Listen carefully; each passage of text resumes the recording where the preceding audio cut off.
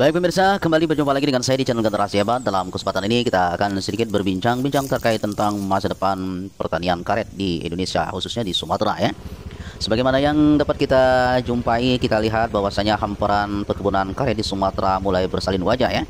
Kita mengutip dan melansir di laman kompas.id bahwasanya hamparan kebun karet di Sumatera mulai berganti komoditas lain ya.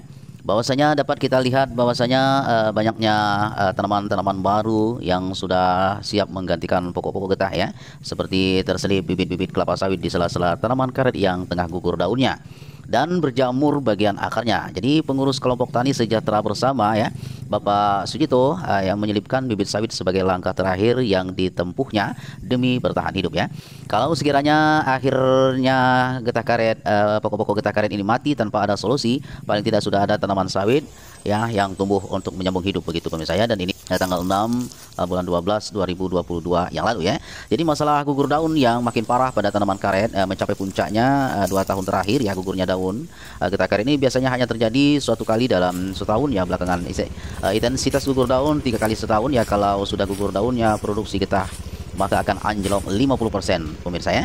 Belum lagi problem jamur akar putih yang kian meresahkan. Jadi jamur itu ya akan membuat akar menjadi keropos sehingga tanaman akhirnya akan tumbang pemirsa ya. Jadi dengan kondisi yang telah merebak 5 tahun terakhir ini ya, itu pun belum tertangani secara memadai ya.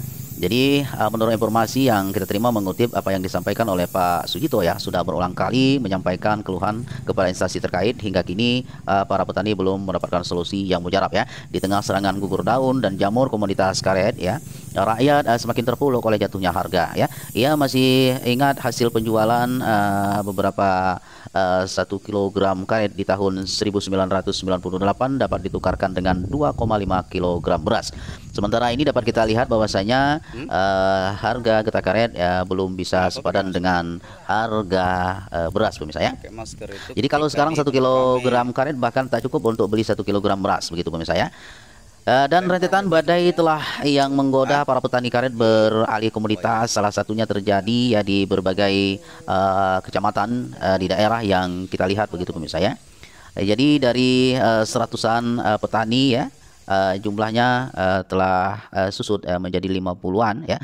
Orang sejumlah petani telah beralih menanam sawit ya. Dan banyak lagi yang kita jumpai informasi-informasi ya terkait tentang perpindahan komoditas ini pemirsa ya.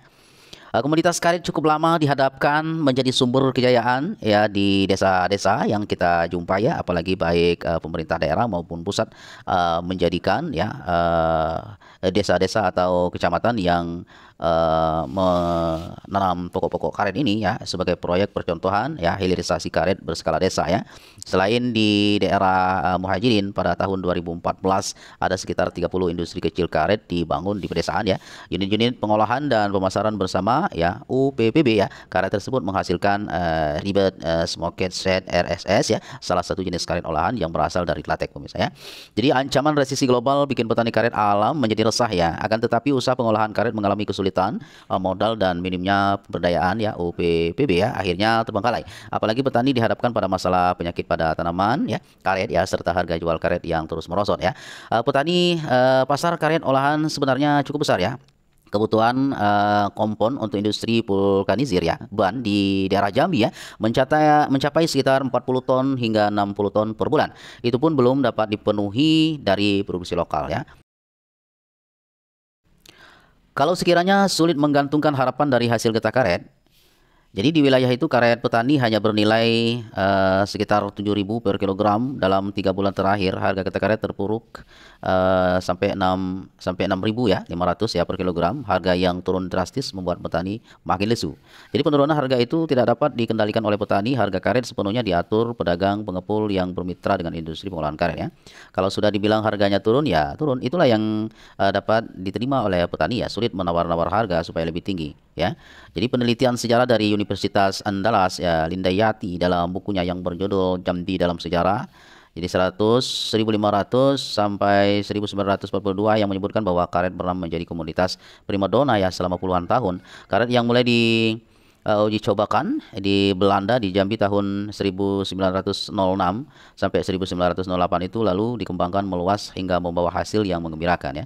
Dari penjualan karet Kala itu para petani bisa mencapai 7 kg gula premium ya jika dikonversikan pada saat sekarang nilainya lebih dari 80.000 alias 10.000 kali harga karet pada pekan ini pemirsa ya. Jadi kejayaan itu sampai-sampai memunculkan istilah hujan emas ya atau hujan emas di Tanah Jambi ya sebagai gambaran kemewahan yang dimiliki petani karet kala itu. Baik pemirsa, terkait tentang hal yang kita kutip ini, mari kita menyimak sedikit informasi yang disampaikan berikut ini. Hanya melihat itu sepintas. Ketika harga karet tinggi, ikut nanam karet. Hukum pasar itu berlaku. Jika permintaan banyak, barang sedikit, harga pasti tinggi. Dan sebaliknya, ketika permintaan sedikit, barang banyak, harga akan jatuh. Ini berlaku di karet. Dulu ketika Indonesia ini kebutuhan dunia itu banyak, sementara negara penghasil karet itu sedikit, maka salah satu negara itu Indonesia dengan semangat tinggi tanam karet, berlomba-lomba melaksanakan budidaya tanaman karet, sehingga harga itu jauh naik dari 400, 700, 1400, 2400, 2000 sampai dengan tahun 2006 itu pernah mencapai 23.000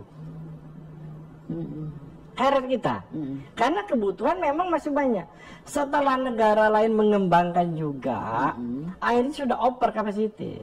Nah, negara penghasil itu juga berpikirnya lain, merubah kalau tadinya dari karet alam, karena sudah nggak bisa nampung lagi. Ini salah satu ya, salah satu nggak bisa lagi beli itu, mereka menciptakan karet itu sintetis. Oke pemirsa, terima kasih sudah menonton tayangan ini. Nantikan kami di informasi berikutnya yang menarik, dan informasi ini adalah untuk pemirsa semua. Dari kami, salam petani, sehat, yes, sampai jumpa.